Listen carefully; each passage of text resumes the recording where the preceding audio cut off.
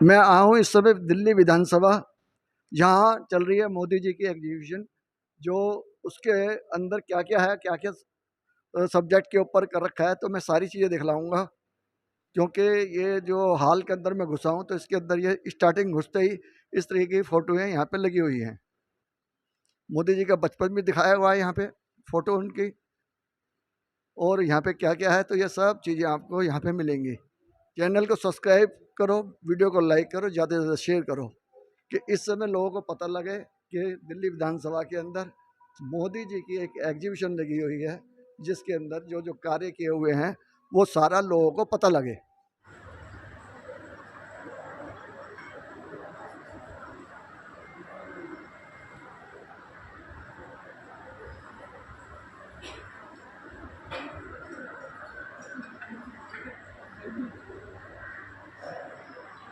अनुशासन छोटा बड़ा नहीं, अनुशासन सिर्फ अनुशासन। आज भी छोटा सा काम होता है।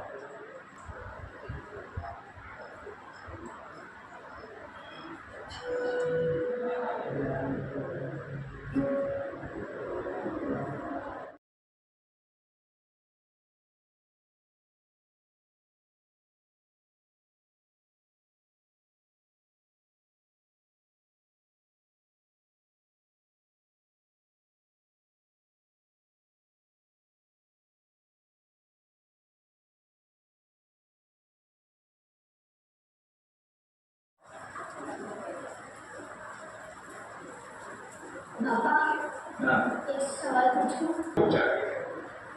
सही जवाब मिले। समझा?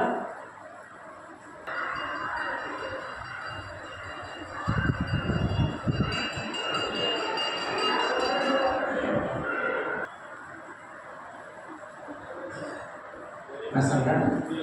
यह किताब में स्वामी जी कहते हैं कि बस आप किसके लिए जीते? क्या मैंने कुछ गलत सवाल पूछ लिया? भगत सिंह, सुखदेव, राजगुरु, इन महापुरुषों ने क्या किया? उन्होंने हमारे देश की आज़ादी के जंग में अपने प्राणों की आहुति दी थी। बिल्कुल सही। देश के इसीलिए आज भी उन्हें याद है। कॉम्पिटिशन उस दुनिया में नहीं, लेकिन उनका अद्भुत।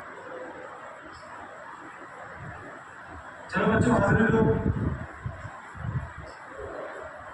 बच्चों से तुम्हारा सौरभ प्रजापति, हरिण सोलंकी,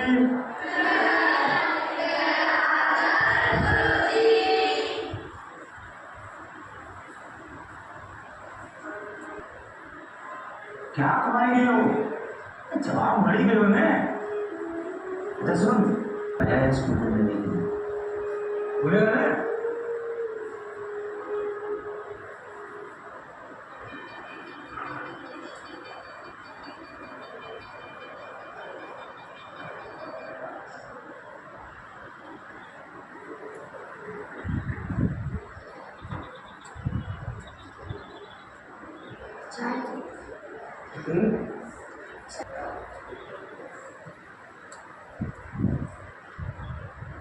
किसके लिए जीते हो?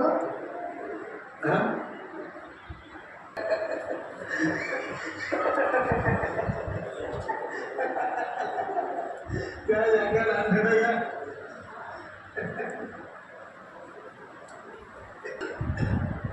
ऋषि माँ, कल गुरुजी ने स्कूल में मिलने बुलाया है। ये भी तुझे रोज रोज चिढ़ाता है क्या?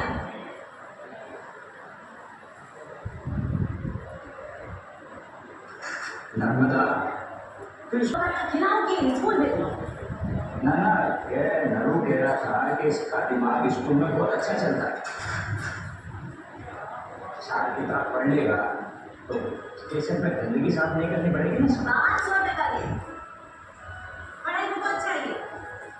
इसके पास ऐसी वर्दी नहीं है, इसीलिए मास्टर जी स्कूल में बैठने नहीं देते। वर्दी ला पाए तो जाएगा स्कूल, नहीं तो जो करना वही करता रहेगा।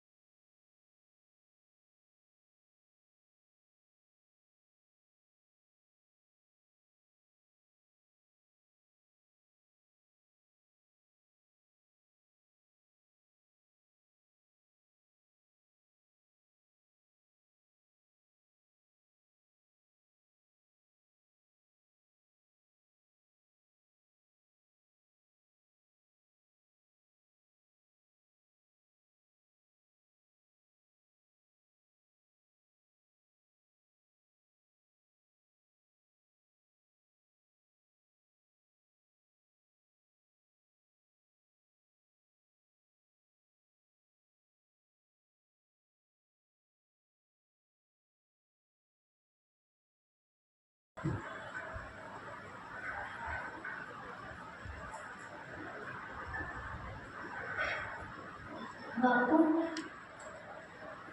आप किसके लिए जीते हो?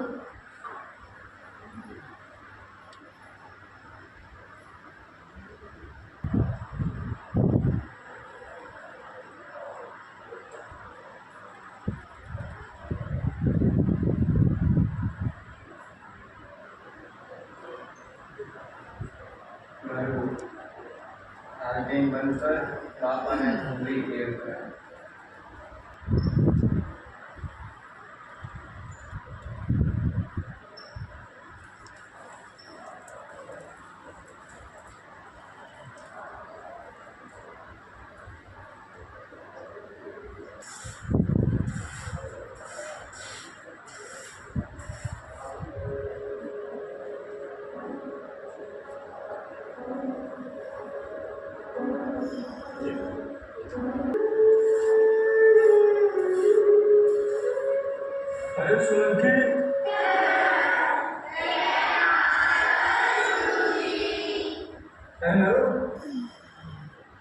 हरीश की माँ को तुम बताया यार?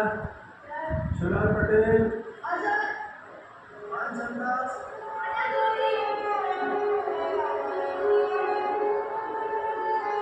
पास हो गया। दिल्ली समेत देश की गलियां सुलभ उठी। संसद से शुरू हुआ यह विरोध समूचे भारत की सड़कों पर फैल गया। अब भारत चुप रहने वाला नहीं। गांधी जी ने इसके विरोध में आंदोलन का आह्वान किया। पंडित मदन मोहन मालवीय ने इंपीरियल लेजिस्लेटिव काउंसिल से इस्तीफा दे दिया। 13 अप्रैल 1919 को रॉलेट एक्ट के विरोध में अमृतसर के जलियांवाला बाग में शांत भीड़ पर जनरल डायर ने गोलियां बरसाई।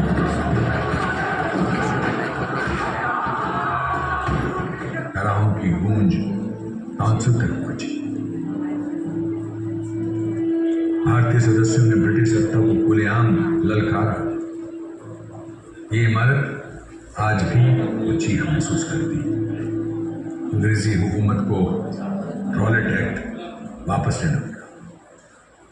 इसी उबाल में ब्रिटेन ने मॉन्टेग्यू चेम्सफोर्ड सुधार का चारा डाला। 1919 के कानून ने केंद्र में द्विसदनीय व्यवस्था बनाई। ऊपरी सदन काउंसिल ऑफ स्टेट और निर्वाचित सदन central legislative assembly. Council of state की बैठक मेटकॉफ हाउस में होती थी, जो आज दिल्ली में ब्रिटिश प्रशासन की सबसे पुरानी बची हुई निशानी, और सेंट्रल लेजिस्लेटिव असेंबली इसी भवन में बैठने लगी। मंच सीमित था और आवाज पहली बार औपचारिक रूप से गूंजने लगी, और उसी मंच पर चमकने वाला था एक नया सितारा, विट्ठल भाई पटेल। जैसे उनके छोटे भाई सरदार पटेल भारत के लौह पुरुष कहलाए गए, वही विट्ठल भाई पटेल ने संसद से सड़क तक अपने देश के लिए सर्वस्व न्यौछावर कर दिया। 22 अगस्त 1925 को गर्मी की राजधानी शिमला में सेंट्रल लेजिस्लेटिव असेंबली के अध्यक्ष पद के लिए चुनाव हुआ। ब्रिटिश चाहते थे कि यह पद राज समर्थक व्यक्ति को मिले, लेकिन राष्ट्रवादियों ने अपने प्रत्याशी के रूप में विट्ठल भाई पटेल को चुना। बॉम्बे काउंसिल में उनके विवेकपूर्ण नेतृत्व की मिसाल पहले स्थापित हो चुकी। वो मात्र 2 वोटों के अंतर से विजयी हुए, जो आज भले छोटी बढ़त लगे, लेकिन उस समय राष्ट्रवादियों के लिए ये एक अत्यंत महत्वपूर्ण नैतिक वैचारिक जीत थी। ठीक 100 वर्ष पूर्व 24 अगस्त 1925 को खादी में लिपटे हुए विट्ठल भाई जवेर भाई पटेल ने असेंबली के पहले निर्वाचित भारतीय प्रेसिडेंट के रूप में पदभार संभाला। नियमों की बारीकी, तटस्थता और राष्ट्र प्रेम से उन्होंने सदन को नई गरिमा दी। अलग सचिवालय, स्पष्ट प्रक्रियाएं, शोर रहित बहसें, उनकी जीत ने भारत की औपनिवेशिक छाया से निकालकर जनता के हाथ में सौंपने की राह को। उनके मध्यम मगर दृढ़ हथौड़े ने लोकतंत्र का बीज बोया, जो आज भी लहरा। वे सदन की गरिमा के प्रतीक बने।